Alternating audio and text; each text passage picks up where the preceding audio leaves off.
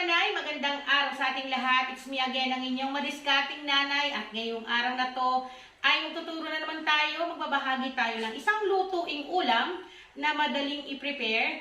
At ito ay talagang pasok sa panlasa ng Pinoy. Magluluto tayo ngayon. Ibabahagi ko sa inyo ang aking version na pork picadillo. Napakadali lang nito mga manay, lutuin at siguradong magugustuhan ng inyong pamilya. Isa to sa masarap at madaling ihain. Siyempre gagamit din po tayo ng green peas mula sa relish. Ayan.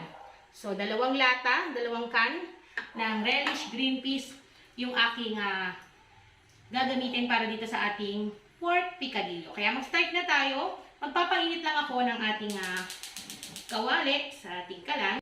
So magpapainit tayo ng ating mantika. So, una kong igigisa po ang ating bawang. Ang sukat po nito ay 7 butil na malalaki. Ngayon, kung gusto niyo dagdagan, pwedeng-pwede. Kung gusto niyo naman bawasan, pwedeng-pwede rin. Kayo yung masusunod sa dami ng bawang na gusto niyo ilagay. Sa pagluluto, tayo yung masusunod po mga manay. Then, yung sibuyas na puti, pwede kayong gumamit ng sibuyas na pula o native na sibuyas. So, dito sa ating recipe, kayo yung masusunod mga manay. Sa ating mga nanay na marunong dumiskarte, syempre, pag maraming sahog, maraming gulay, mas masarap. Lalo na kung meron tayong mga anak na hirap pakainin na ang gulay. So, igigisa lang po natin to hanggang sa makita natin na nalalanta na o nagiging transparent na yung ating sibuyas. So, once na nakikita ninyo mga manay, makintab na yung ating sibuyas, ilalagay na po natin ang 1 kilo ng giniling na baboy. Ayan. Then, i-mix lang po natin. So, igigisa natin siya. Mas maganda po kapag sinasangkot siya yung karne, kumakapit yung timpla sa ating baboy. So, habang hinahalo natin to mga manay, maglalagay na rin po tayo ng pampalasa. Yung ating pamintang durog, pwede kayong gumamit ng pamintang pino. Ang sukat nito ay 1 teaspoon.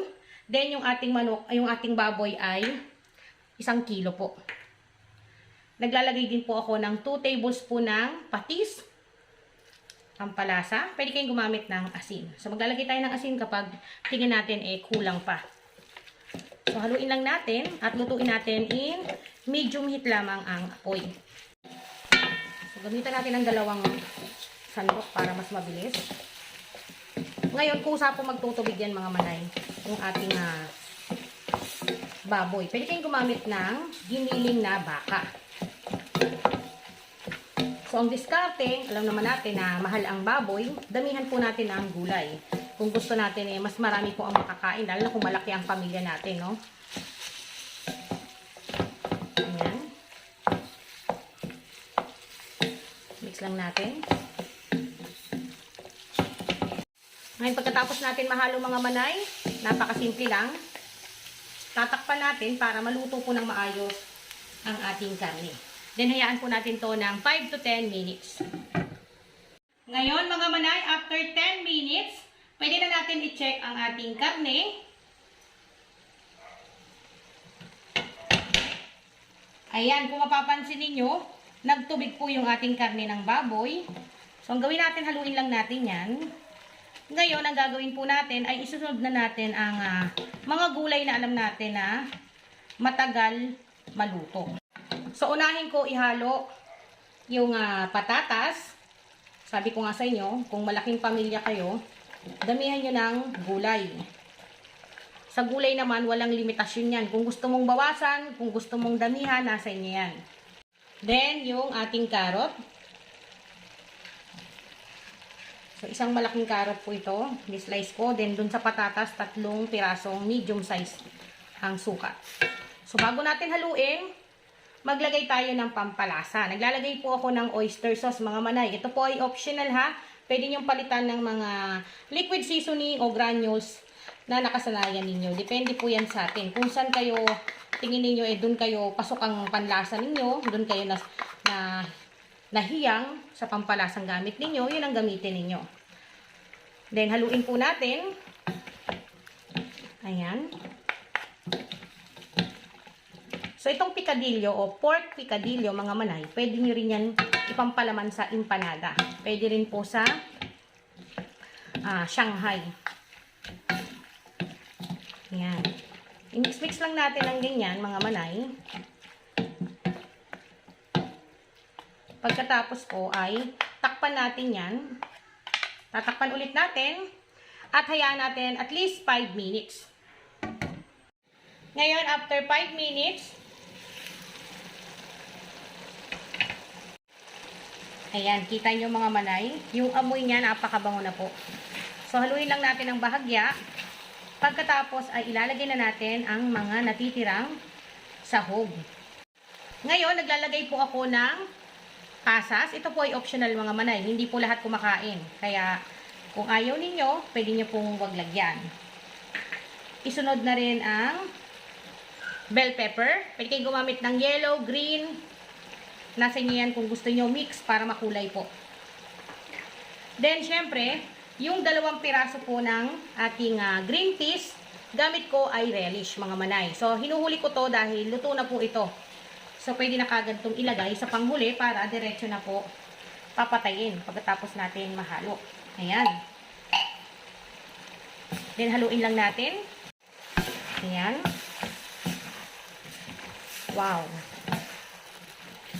So, makalipas lamang ang ilang minuto, mga 3 to 5 minutes, mga manay. Huwag na natin takpan at pwede na natin patayin itong ating kalan. So, titikman ko muna. Patay ng konti. Kung luto na ba yung ating mga gulay, karne.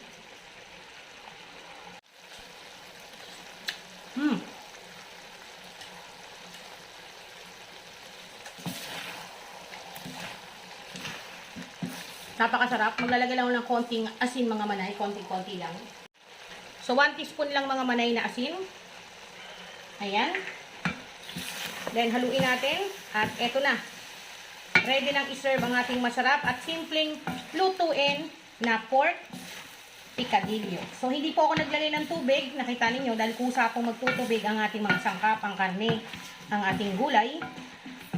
Ngayon, pwede na natin itong iserve at ilipat sa ating serving plate.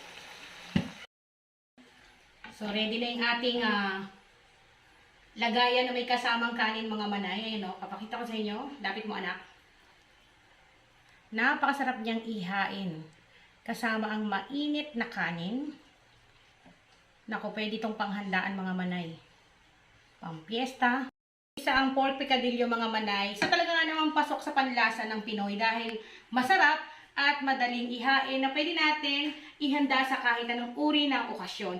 Muli ako po ang inyong madiskating nanay. Maraming salamat sa inyong panunood. At kung ikaw ay bago lang sa aking channel, please don't forget to subscribe and click the bell button para updated sa mga recipe na ibabahagi ko pa.